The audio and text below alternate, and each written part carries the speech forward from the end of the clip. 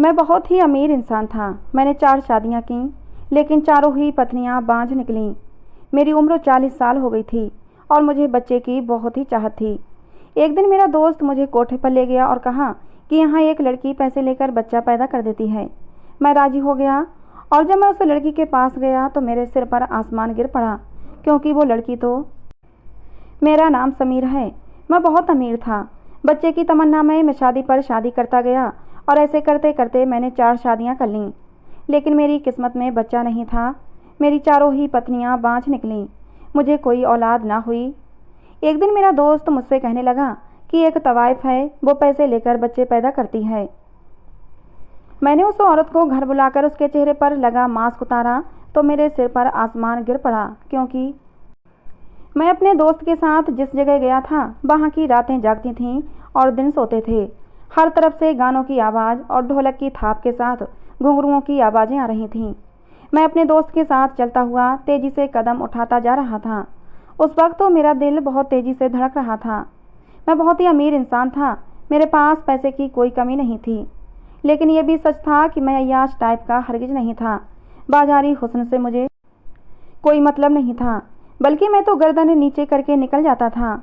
और अब भी जब मेरा दोस्त मुझे इन बदनाम गलियों में लेकर आया था तो मैं सर नीचे किए हुए चला जा रहा था कि कहीं कोई मुझे पहचान न ले, क्योंकि मेरा शुमार बड़े बड़े बिजनेसमैन में होता था। मैं अपनी इज्जत के लिए डर रहा था, पर ये मेरी मजबूरी थी जो कि मुझे यहाँ पर खींच लाई थी। काफ़ी पुरानी इमारतें थीं, छोटी छोटी गलियाँ थीं।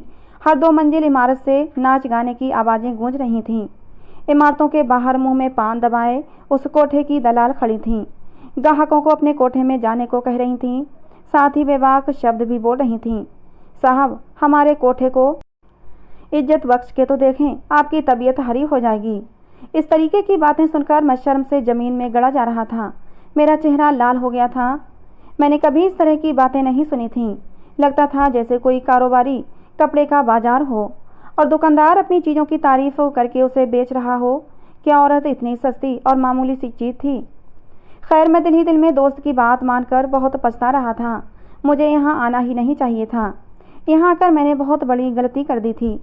मेरा दिल चाह रहा था कि मैं यहाँ से वापस चला जाऊँ कि तभी एक कोठे के पास जाकर मेरे दोस्त राजेश के कदम रुक गए थे।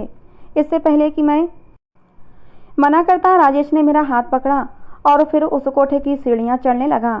सीढ़ियाँ सीमेंट की बनी हुई थीं और सीढ़ियों की दीवारों पर पान के दाग लगे हुए थे। चारों तरफ अजीब सी गंदी बदबू फैली हुई थी। हम लोग ऊपर गए तो आंगन में सफ़ेद चांदनी बिछी हुई थी और शराब गुलाब के फूलों से मिलकर एक अजीब सी बू का एहसास हो रहा था। सामने सफ़ेद चांदनी पर लाल रंग के तकिए टिकाए एक मोटी सी औरत बैठी हुई थी और जिसके सामने एक खूबसूरत सी लड़की डांस कर रही थी। पाँव में घुंघरू पहने गीत और गानों के बोलों पर डांस कर रही थी। सामने कालीन पर हारमोनियम और ढोलक वाले बैठे हुए थे, जो अलग से ही अपना एक राग बजा रहे थे। सामने एक अधेड़ उम्र मोटी सी औरत मुंह में पान दबाए हुए उस लड़की के डांस को देखते हुए पाँव हिला रही थी। मुझे वहाँ का माहौल देखकर दहशत सी होने लगी थी। मैंने राजेश से कहा कि चलो यहाँ से, मुझे यहाँ कोई बात नहीं करनी। तो वो कहने लगा, अरे मर्द बनो, क्यों इतना डर रहे हो। मुझे उस तख्त पर बैठी औरत के पास ले गया। वो शायद राजेश को जानती थी। मुझे उसके साथ देकर सर से पाँव तक राजेश से आंखों के इशारे से पूछने लगी, ये कौन है। राजेश ने कहा कि ये मेरा दोस्त है, इसे सीमा से मिलना है, क्योंकि इसे एक बच्चे की चाहत है। उसने झट ही मेरे आने की असल वजह भी बता दी थी। उस औरत ने पहले गुलदान में पान की पीक मारी, फिर मुझे देखने लगी। बोली, बैठो मियाँ, यूँ खड़े खड़े तो बात नहीं होगी तुमसे। मैं वहाँ रुकना भी नहीं चाहता था, बस मेरी मजबूरी और बेबसी थी, मुझे यहाँ खींच लाई थी। मैं तख्त के एक कोने पर जाकर टिक गया। वो कहने लगी, देखो साहब, मैं पैसों में कमी नहीं करती। पूरे साल लड़की मेरे काम की नहीं रहती। तेरे बच्चे को अपने पेट में पालेगी तो कमा कर तो देगी नहीं, इसलिए 10 लाख लूँगी। आधी रकम पहले देने पड़ेगी। मेरा दिल अभी अंदर से बेचैन था। मैंने एक नज़र राजेश को देखा तो वो मुझे दिलासा देने लगा।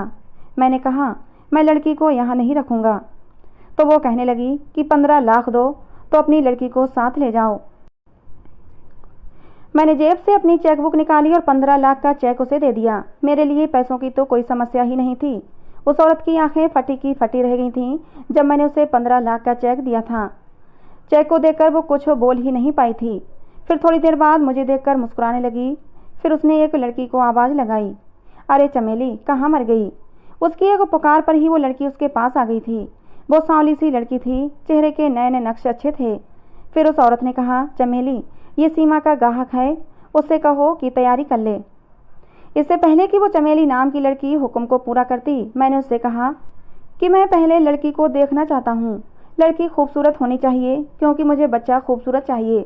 मेरी बात सुनकर वो औरत कह कहा लगाकर हंसने लगी। बोली, हाँ जाकर देख लो, होश ना उड़ जाए तो कहना। जा चमेली, साहब को सीमा का दीदार करवा दे। चमेली मुझसे कहने लगी, आइए साहब। मैं खड़ा हो गया और उस चमेली नाम की लड़की के साथ चलने लगा।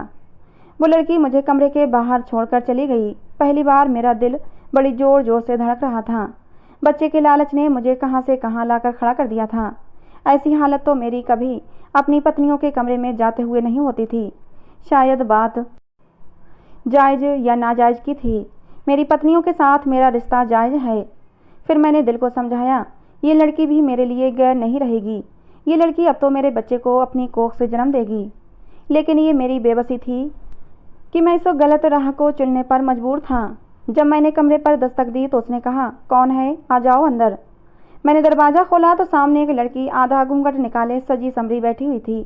मैंने बड़ी मुश्किल से उसे बस एक नज़र देखा, फिर कमरे का दरवाज़ा बंद कर दिया और उसके पास आकर बैठ गया। मैंने अब तक उसका चेहरा नहीं देखा था, क्योंकि वो घूंघट निकाले बैठी थी। मैं उसके सामने जाकर बैठ गया, लेकिन खुद में इतनी हिम्मत नहीं थी कि उसकी तरफ देखूं और उसका घूंघट उठाऊं। मेरा ज़मीर मुझे इस बात की इजाज़त नहीं दे रहा था, और वो इसलिए कि मैंने आज तक कोई गुनाह नहीं किया था। जब वो मुझे यूं खामोश देखती रही तो वो लड़की कहने लगी, क्या बात है साहब, पूरी रात क्या ऐसे ही बैठे रहोगे? उस लड़की की आवाज़ ने मुझे चौंका दिया। मैंने बड़ी मुश्किल से उसकी तरफ देखा था, जो मेरे लिए बिल्कुल अजनबी थी। देखिए, मैं आपकी कीमत दे चुका हूँ। मैंने बड़ी मुश्किल से अपने हाथों से उसका घूंघट उठाया और जैसे ही उसके चेहरे की तरफ देखा, मेरे होश उड़ गए थे। वो तो मैं बहुत ही दौलत वाला इंसान था, बाप दादा की करोड़ों की जायदाद का इकलौता वारिस था। लेकिन मेरी बदकिस्मती ये थी कि मैं बेऔलाद था। मैं ख़ानदानी रईस था। मेरी पहली शादी मेरे माता पिता की पसंद से हुई थी। मेरी पत्नी मेरे पापा के दोस्त की बेटी थी, लेकिन उम्र में मुझसे 7 साल बड़ी थी, लेकिन स्वभाव की बहुत ही अच्छी थी। मेरी शादी को 10 साल हो गए थे, लेकिन कोई बच्चा ना हुआ। मैंने अपनी पत्नी का बहुत इलाज करवाया, लेकिन वो मुझे बच्चा नहीं दे सकी। मैंने अपने भी सारे टेस्ट करवाए कि कहीं मुझ में कोई कमी ना हो, लेकिन डॉक्टरों ने कहा कि आपकी पत्नी कभी माँ नहीं बन सकती। आपकी सारी रिपोर्ट से क्लियर हैं, आप में कोई कमी नहीं है। 10 साल के लंबे इंतजार के बाद मैंने अपनी पत्नी कविता से कहा कि मुझे दूसरी शादी करनी है, क्योंकि मुझे बच्चे की लालसा है। मेरी बात सुनकर कविता बहुत रोई, लेकिन फिर मेरी मजबूरी को देखते हुए उसने मुझे दूसरी शादी की अनुमति दे दी। दूसरी शादी की, लेकिन दूसरी शादी को भी 5 साल हो गए और दूसरी पत्नी भी मुझे बच्चा नहीं दे सकी। मजबूरी में मैंने तीसरी शादी की। मैंने 5 साल तक इंतजार किया और तीसरी पत्नी भी मुझे बच्चा न दे सकी। चौथी पत्नी ने भी मुझे बच्चा नहीं दिया। मेरी शादी के 25 साल गुजर गए, लेकिन मुझे बच्चे की खुशी नहीं मिली। मेरी उम्र अब 35 साल की हो चुकी थी। मैं अपनी पत्नियों का इलाज करवा करवा कर थक चुका था। न जाने क्या समस्या थी, हर बार मेरी रिपोर्ट ठीक आती, बस मेरी पत्नियों की रिपोर्ट ही गलत निकलती थी। कभी कभी तो मेरा दिमाग इस बात को ही नहीं मानता था कि आखिर ऐसा कैसे हो सकता है कि मेरी चारों पत्नियां बाज निकलीं। अगर एक पत्नी के साथ ये समस्या होती तो बात समझ में आती थी। चारों पत्नियों में एक जैसी ही समस्या थी। खैर, जो भी कुछ हो, अब मैं 5वीं शादी नहीं कर सकता था। 4 शादियां करने पर ही मेरे बारे में लोग तरह तरह की बातें बनाने लगे थे कि मैंने अपनी पत्नियों पर जुल्म किया है। बच्चे के लालच में मैंने एक दूसरे के लिए सौतन लाकर बिठा दी है। लेकिन कुछ भी हो, मुझे अपनी चारों ही पत्नियां बहुत प्यारी थीं। मैं उन्हें बराबर का हक देता था और सबसे ही प्यार करता था। मेरी पत्नियां भी बहुत अच्छी थीं, आपस में प्यार मोहब्बत से रहती थीं और मुझसे भी बहुत मोहब्बत करती थीं। मैं उम्र के जिस हिस्से में पहुंच चुका था, वहां से आगे अब बुढ़ापे की शुरुआत थी। लेकिन मेरी ये करोड़ों की जायदाद का क्या होता? अगर मेरे एक भी बच्चा नहीं होता तो मैं अपनी सारी दौलत जायदाद आज किसके हवाले करके जाता? इससे भी बड़ी बात, मेरे दिल को सुकून नहीं था। मेरा दिल बेचैन रहता था कि मेरा भी अपना कोई बच्चा होता। इसी सिलसिले में जब मैंने अपने दोस्त राजेश से बात की तो उसने मुझे ये रास्ता दिखाया जो बिल्कुल गलत था। पहले तो मैंने मना कर दिया। मैंने कहा कि मैं एक शरीफ इंसान हूँ, एक तवाइफ से क्यों औलाद पैदा करवाऊँगा। मेरी बात सुनकर वो कहने लगा, तो क्या वो बच्चे के लिए 5वीं, 6ठी, 7वीं शादी करोगे? 4 पत्नियों से तो बच्चा पैदा नहीं कर सके, और फिर अपनी उम्र देखो, बुढ़ापे में कदम रख चुके हो। समय गुजरने के साथ साथ औलाद पैदा करने के चांसेस भी कम हो जाएंगे। राजेश बात तो ठीक कह रहा था, मुझे औलाद चाहिए थी। राजेश कहने लगा कि जो मैं बता रहा हूँ उससे तो ये बच्चा भी हो जाएगा और तुझे 5वीं शादी भी नहीं करनी पड़ेगी। फिर तुम दुनिया को कह देना कि 4 पत्नियों में से किसी एक को बच्चा हुआ है, किसी को कुछ सवाल करने की ज़रूरत नहीं पड़ेगी। मैं काफ़ी दिनों तक इस मसले पर सोच विचार करता रहा। मैंने अपनी पत्नियों से भी सलाह मशवरा किया, लेकिन जाहिर सी बात है वो मुझे कभी भी ऐसा करने के लिए अनुमति नहीं दे सकती थीं। एक तरफ मैं बच्चे को लेकर परेशान था, तो दूसरी तरफ मेरी पहली पत्नी अब बीमार रहने लगी थी।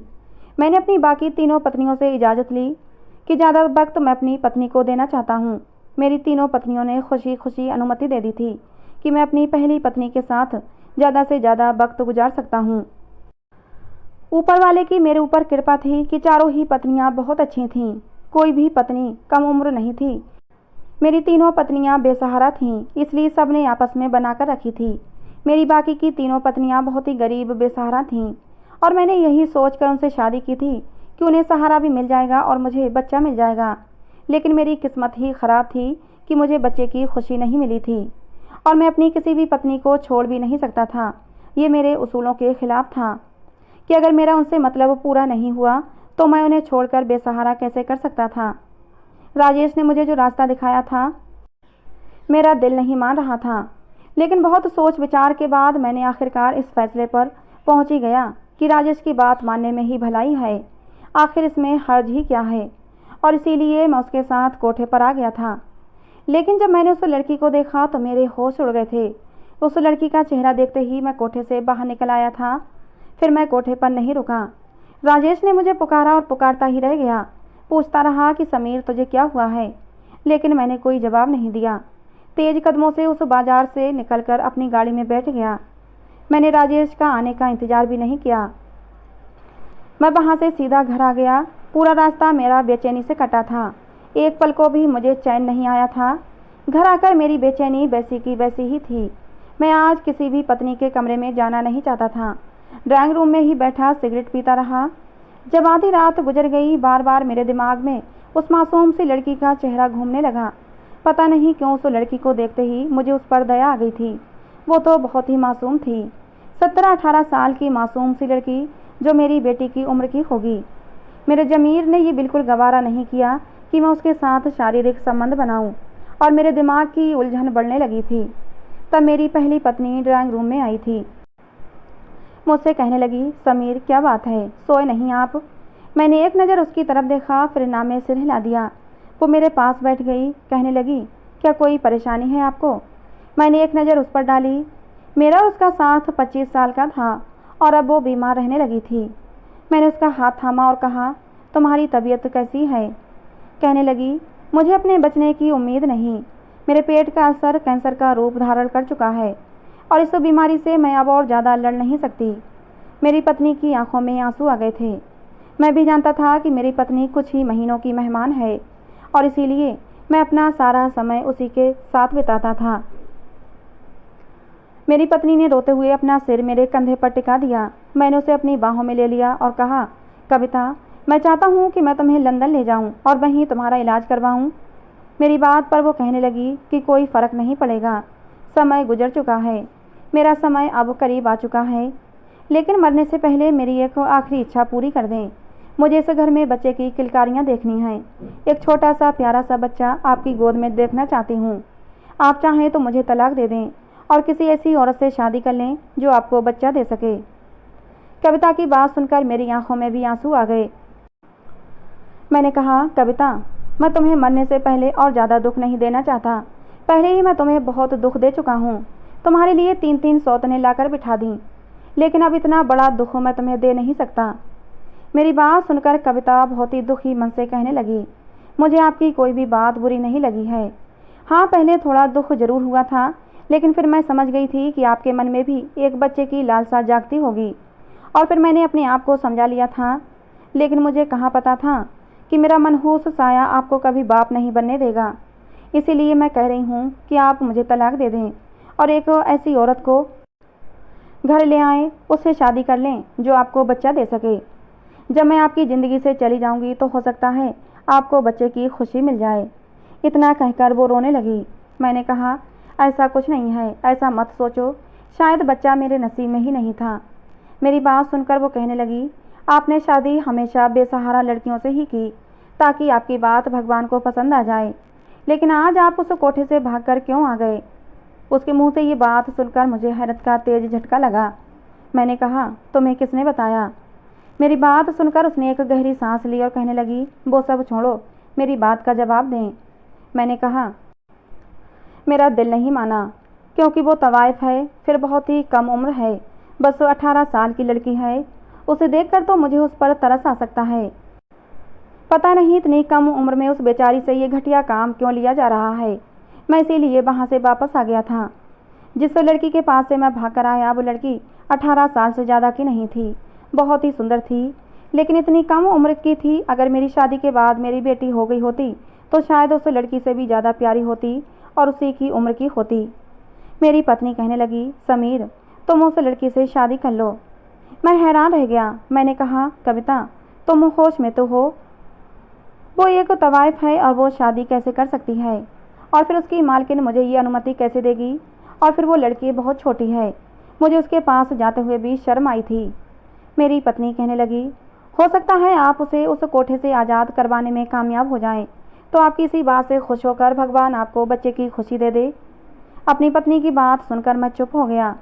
कुछ दिन तक इसी बारे में सोचता रहा। अगर मैं उससे शादी कर लेता तो शायद सीमा को उस गंदगी से छुटकारा मिल जाता, वो उस दलदल से निकल सकती थी। ये ख्याल दिल में आते ही मैं उस कोठे पर दोबारा पहुंच गया। अब मेरी नीयत उस मासूम सी लड़की को उस गंदे माहौल से निकालने की थी। मैंने 1 करोड़ उस औरत के हाथ पर रख दिए। वो कभी मुझे तो कभी उस चेक की तरफ देख रही थी। कहने लगी, इतनी बड़ी रकम क्यों? मैंने कहा कि मुझे सीमा से शादी करनी है। इस सब के बाद उस लड़की का कोठे से कोई संबंध नहीं रह जाएगा। वो लालची औरत थी, फौरन मान गई। मैं सीमा को शादी करके घर ले आया। वो फटी फटी आंखों से मेरा महल जैसा घर देख रही थी। कहने लगी, साहब, आपका घर तो बहुत ही बड़ा है, आप तो बहुत ही अमीर हो। मुझे खरीदने के साथ साथ अपने घर में भी काफ़ी कीमती सामान सजा रखा है। मुझे उसका इस तरह बोलना अच्छा नहीं लगा।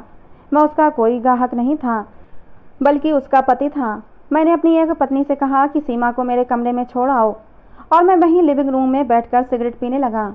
पता नहीं क्यों अंदर कमरे में जाने की मेरी हिम्मत नहीं हो रही थी। मेरी पहली 4 पत्नियां बहुत ही शरीफ औरतें थीं। उनकी ज़िंदगी में मैं पहला मर्द था, लेकिन सीमा की ज़िंदगी में मेरे अलावा भी न जाने कितने मर्द आए थे।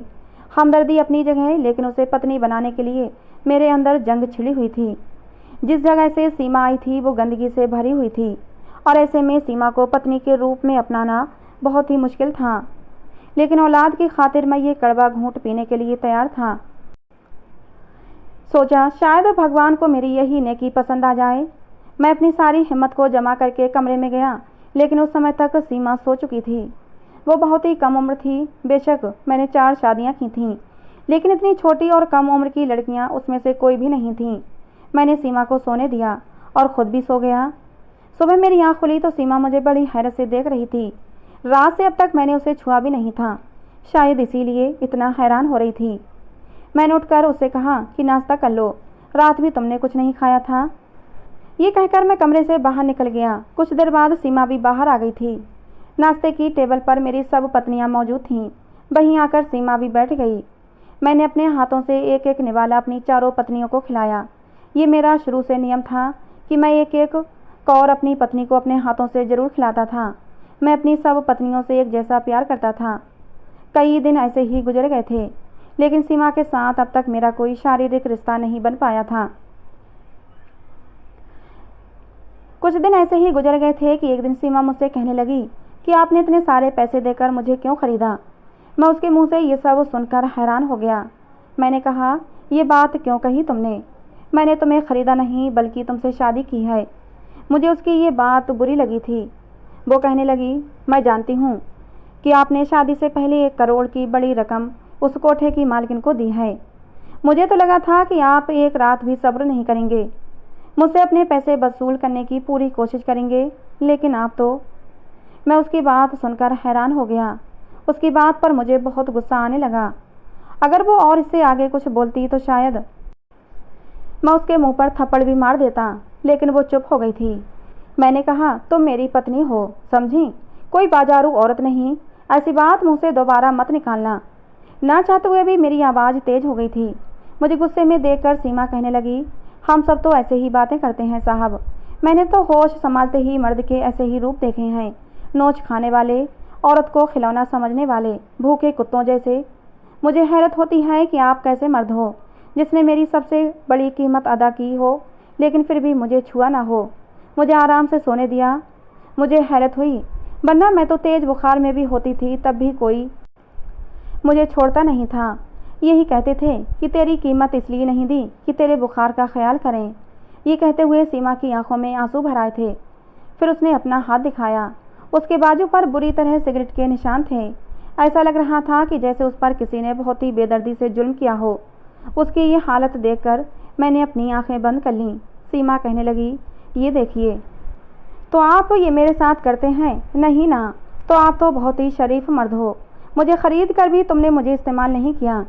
मैंने कहा, तुम मेरी पत्नी हो और पत्नी के साथ प्यार से पेश आया जाता है, उसके साथ दरिंदगी नहीं की जाती। ये कहते हुए मैंने सीमा को अपनी बाहों में भर लिया। मैं उसकी आंखों में आंसू नहीं देख सकता था। उस रात मैंने देखा कि सीमा के शरीर पर न जाने कितने और ऐसे ही घाव थे, और उन घावों को देखकर मेरा दिल भी जख्मी हो गया था। मैंने उस पूरी रात सीमा को अपनी मोहब्बत से भिगोया था। सीमा को तो विश्वास ही नहीं हो रहा था कि मर्द ऐसे भी प्यार करते हैं। उसने तो मर्द का दूसरा ही रूप देखा था। धीरे धीरे सीमा के घाव भी भरने लगे थे और अब उसकी बाजारी जबान भी सुधरने लगी थी। वो मेरे रवैये और मेरी मोहब्बत से बहुत खुश थी और धीरे धीरे वो मुझसे बहुत मोहब्बत करने लगी थी। और फिर शादी के कुछ ही महीने बाद मुझे खुशखबरी मिल ही गई। सीमा उम्मीद से थी। मुझे तो अपने कानों पर विश्वास ही नहीं हो रहा था। 9 महीने तक मैंने सीमा का बहुत ख्याल रखा, बल्कि उसे बिस्तर से पैर भी नीचे नहीं रखने दिया। और जब वो डिलीवरी का समय आया तो मैं लेबर रूम के बाहर बहुत ही बेचैनी से चक्कर काट रहा था। लेकिन जब लेडी डॉक्टर बाहर आई और बेहद परेशानी में कहने लगी कि आपकी पत्नी की हालत ठीक नहीं है, या तो हम माँ को बचा सकते हैं या फिर बच्चे को। ये सुनकर तो मेरे होश ही उड़ गए थे। मुझे इतने समय बाद बच्चे की खुशी मिली थी, लेकिन मेरे सामने अब एक आजमाइश खड़ी थी। इस समय मेरी हालत क्या थी ये वही समझ सकता था जिस पर यह सब बीता हो। मैंने अपनी आंखें बंद कर ली। मैंने कहा कि आप माँ को बचाएं, बच्चे का तो भगवान मालिक है। डॉक्टर अंदर चली गई और मेरी आंखों से आंसू बहने लगे थे। ये सच था कि मेरी पहले से 3 पत्नियां और भी थीं, लेकिन मैं अपने लालच के खातिर किसी की जान लेने का सोच भी नहीं सकता था। मेरा और सीमा का साथ 1 साल का था और इस 1 साल में मैं सीमा के बहुत करीब हो चुका था। आंसू मेरे बस में नहीं थे, वो मेरी आंखों से बहे जा रहे थे। कुछ ही देर बाद लेडी डॉक्टर बाहर आई। मैंने उससे पूछा, मेरी पत्नी कैसी है? तो वो कहने लगी कि माँ और बेटा दोनों ही खतरे से बाहर हैं। ये सुनकर मुझे हैरत का तेज झटका लगा था। मैं तो खुशी से पागल ही होने वाला था।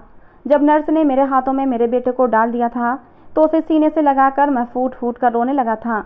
अस्पताल के सारे लोग मेरे इर्द गिर्द जमा हो गए थे। उन्हें समझ नहीं आ रहा था कि मैं इतना क्यों रो रहा हूँ, लेकिन मैं क्यों रो रहा था ये मैं ही जानता था। मेरे भगवान ने मुझे मेरे सब्र का इतना अच्छा इनाम दिया था। आज मुझे भगवान के चमत्कार पर विश्वास हो गया था। ये मेरे लिए किसी चमत्कार से कम नहीं था। मैं सीमा और बच्चे को लेकर घर आ गया। मेरी पहली पत्नी कविता बच्चे को देखकर बहुत खुश हुई थी और फिर 8 दिन बाद ही वो इस दुनिया से चली गई। मुझे उसके जाने का बहुत दुख था, लेकिन होनी को कौन टाल सकता है। मेरी चारों पत्नियों की मेरे बेटे में जान बसती है। आज मेरे बेटे को एक नहीं 4-4 माँओं का प्यार मिल रहा है। अपने घर में ये खुशियाँ देखकर मैं बार बार भगवान को धन्यवाद करता हूँ। तो दोस्तों, आज की हमारी ये कहानी आपको कैसी लगी कमेंट बॉक्स में ज़रूर बताना। पसंद आई हो तो प्लीज़ लाइक करना। ऐसी और कहानियों के लिए हमारे चैनल को सब्सक्राइब करना। कहानी को अंत तक सुनने के लिए आप लोगों का बहुत बहुत धन्यवाद दोस्तों। मिलते हैं अगली किसी नई कहानी में।